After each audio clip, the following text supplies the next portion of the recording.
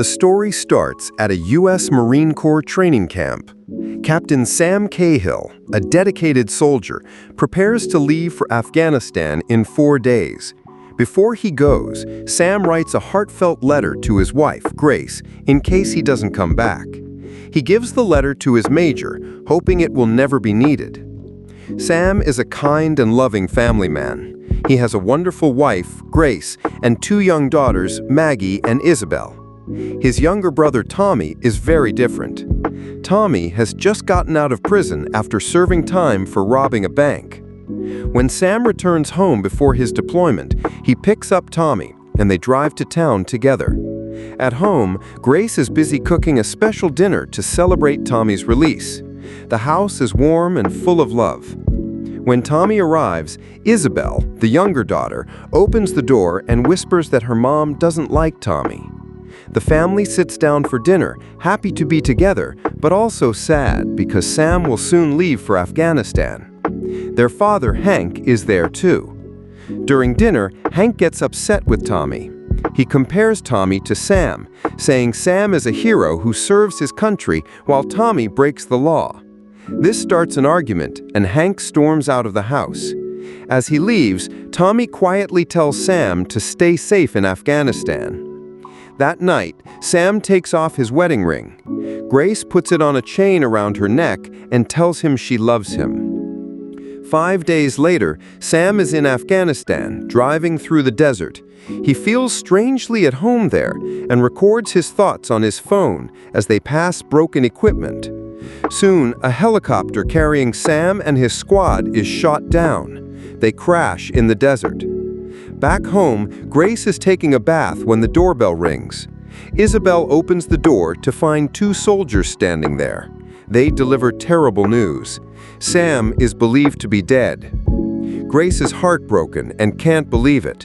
She watches old videos of Sam and keeps calling his phone, hearing his voicemail. "Sam Cahill, please leave a message." That night, Tommy, drunk, comes to Grace's house to return a car. He thinks she's upset about a broken headlight, but Grace, crying, tells him Sam is dead. Tommy is shocked. He's the last to know because no one could reach him all day. Angry and sad, he yells that they never should have let Sam go to Afghanistan. Tommy goes to his parents' house and sits on the porch. His stepmother invites him inside, but he wants to be alone. Grace prepares the girls for Sam's funeral, but Maggie and Isabel refuse to wear black dresses. At the funeral, Grace receives the letter Sam wrote. Hank, who has been drinking, argues with Tommy again, blaming him for not being like Sam. Tommy fights back, saying Hank was a bad father and pushed Sam into the military. Hank walks home alone. Grace, too afraid to read Sam's letter, puts it away in a drawer. In Afghanistan, we learn Sam is alive. He and another soldier, Private Joe Willis, survived the crash but were captured by the Taliban. They are thrown into a dark underground prison called a zindan. Sam tells Joe to stay silent and not share any information with their captors. Back home, a drunk Tommy calls Grace at 3 a.m., asking for money to pay a bar tab. The bartender threatens to report him for breaking parole. Grace drives to the bar in the middle of the night to bail him out and brings him home.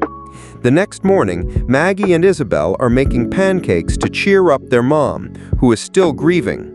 Tommy, annoyed by the noise, asks them to stop, but Maggie refuses. Hank shows up at Grace's house and is surprised to see Tommy there. He apologizes for his behavior at the funeral, but still compares Tommy to Sam, saying Tommy always gives up while Sam never did. Tommy admits Sam was smarter, but Hank disagrees, saying Tommy just never tried hard enough. Meanwhile, in Afghanistan, Sam watches a helicopter fly over the Taliban camp through a small gap in the wooden boards covering the zindan. He believes the U.S. military is searching for them and tries to break the boards loose with a stone. A Taliban guard threatens him with a gun, and they place a heavy boulder over the boards to keep him trapped. Back home, Tommy remembers Hank's comment about Grace's old kitchen. Without telling her, he and his friends start renovating it to surprise her. 2 months pass in Afghanistan. Sam tries to stay strong, but Joe is losing his mind. Joe blamed Sam for saving him, saying he'd rather be dead than live in this hell. Sam insists Joe must not reveal his name or rank to the Taliban. One day, the Taliban argue among themselves and decide to move Sam and Joe to another location. Before they leave, the Taliban bring out an Afghan man who used a satellite phone to call his pregnant wife, revealing their hideout. They shoot him in the head in front of Sam and Joe.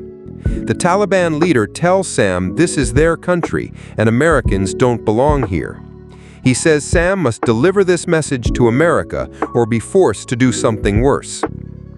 At home, Grace is still mourning Sam while Tommy and his friends work on the kitchen. They even let Maggie and Isabel help, painting and laughing together. The girls talk about how their dad was a great athlete. Maggie accidentally spills paint on one of Tommy's friends, Owen. Grace goes to Sam's closet to find clothes for Owen, but breaks down, grabbing armfuls of Sam's things. She gives Owen the clothes, but he's confused about why she gave him so much. Grace feels sad again. In Afghanistan, Sam is tied to a post outside. The Taliban douse him with water and ask him if he'll help his friend. They torture Joe with a hot iron in front of Sam. Joe, in pain, records a video saying Americans shouldn't be in Afghanistan. He also mentions his wife and child and accidentally reveals that Sam has 2 daughters. Back home, Grace returns to find the kitchen fully renovated, finished just in time for her birthday. Everyone celebrates with her, but she misses Sam. During a winter walk, Isabel tells Tommy that everyone loves Maggie more because she's cute. Tommy shares a story about how Sam once saved him from drowning in a river. They go to an ice rink, and Grace notices how good Tommy is with the girls. One day, Tommy visits the bank teller he threatened during the robbery. He apologizes and they talk for an hour. She tells him she couldn't sleep for 3 years, fearing he'd come back to hurt her. Tommy shares this with Grace, who is proud of him for making amends. That night, they talk about their school days. Grace admits she didn't like Tommy back then because he was always drunk and fighting. They laugh, look into each other's eyes, and suddenly kiss. Grace pulls away, needing air, and Tommy leaves, crying. Grace still hasn't read Sam's letter and puts it back in the drawer. In Afghanistan, Sam and Joe face more torture. One day, the Taliban gives Sam an iron pipe and order him to kill Joe, who has become a burden after revealing information. Sam refuses at first, throwing the pipe away. The Taliban point a gun at him and threaten his family, saying it's you or him. To protect his daughters, Sam, in tears, beats Joe to death with the pipe. The Taliban film the killing. Back home, Tommy visits Grace's house, saying he's there to install decorative panels. Grace feels awkward after their kiss. Tommy says he'd like to keep seeing the girls, and Grace agrees they all enjoy his visits. Hank stops by and is surprised to see Tommy working so hard. American forces attack the Taliban camp. A Taliban leader tries to kill Sam but misses, and the leader is shot and falls into a ravine. The camera with the video of Joe's death burns in the fire. Sam is rescued and taken to safety.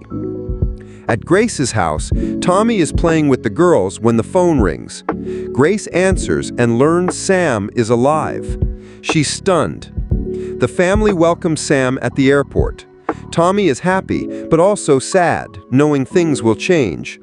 The girls show Sam the new kitchen, telling him Tommy and his friends fixed it. Sam hugs Grace and the girls tightly, lying on the bed together. But when Grace joins him in the bathroom and kisses his scars, Sam is distant and asks her to leave. He's different now, and everyone notices. Tommy reads a newspaper about Joe's death, killed by Sam.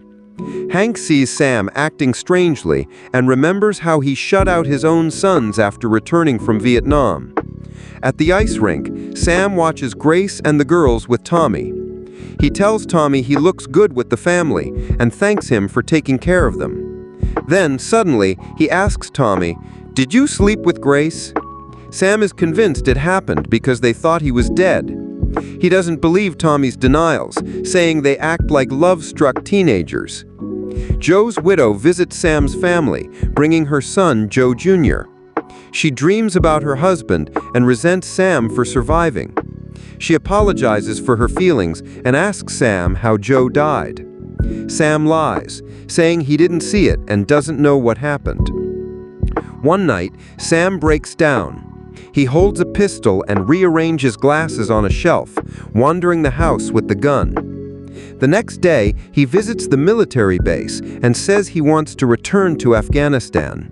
When the major asks about his family, Sam says they don't understand him, and no one does, but he must stay home for now. During a family dinner, Maggie and Isabel joke and laugh. Sam snaps, yelling that their jokes aren't funny.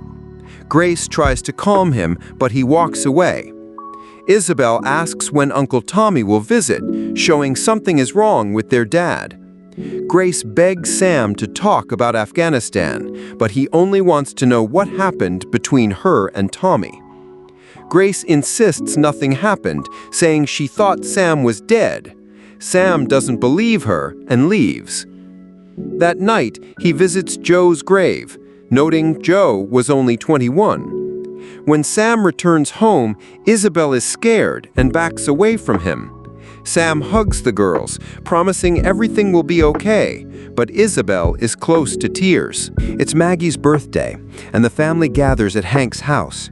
Everyone waits for Tommy, who arrives with Tina, a girl he just met. Tina talks foolishly about the military, and Tommy nudges her to stop, but she keeps going. Sam grows tense. The girls get loud, and Sam scolds Isabel.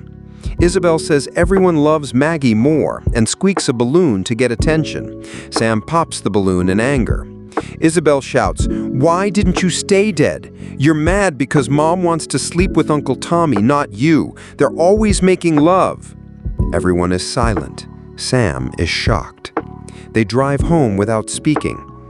Before bed, Isabel apologizes to Grace, admitting she lied. She says she doesn't like her dad anymore and prefers Uncle Tommy. Maggie agrees. That night, Sam sits in the living room and asks if the girls said their prayers. Then he grabs a crowbar and starts smashing the new kitchen. He yells that he survived for his family, but they betrayed him. He accuses Grace of sleeping with Tommy. Sam hits himself in the head and keeps destroying the kitchen. Tommy walks in and hugs Sam, but Sam pulls out a gun and points it at Tommy's head. Police sirens sound outside. Sam steps out with the gun, ignoring orders to drop it. He yells, "What kind of hero am I? You don't know what I did." He puts the gun to his own head. Tommy and Grace beg him to stop. Sam cries, "I'm drowning, Tommy," throws the gun down, and is arrested. Grace sleeps with the girls to comfort them. She finally opens Sam's letter and reads his words of love for her and their daughters. She cries, feeling his pain. Sam, now in a psychiatric clinic for veterans, calls Tommy to make peace. Tommy stays with the girls while Grace visits Sam. She tells him she's loved him since she was 16 and demands he tell her what happened in Afghanistan or she'll leave him. Sam, with a tear on his cheek, confesses, "I killed Joe Willis." Grace hugs him tightly. Sam wonders if he can ever live normally again, but with Grace's support, he begins to face his trauma. Thank you for watching. Please subscribe.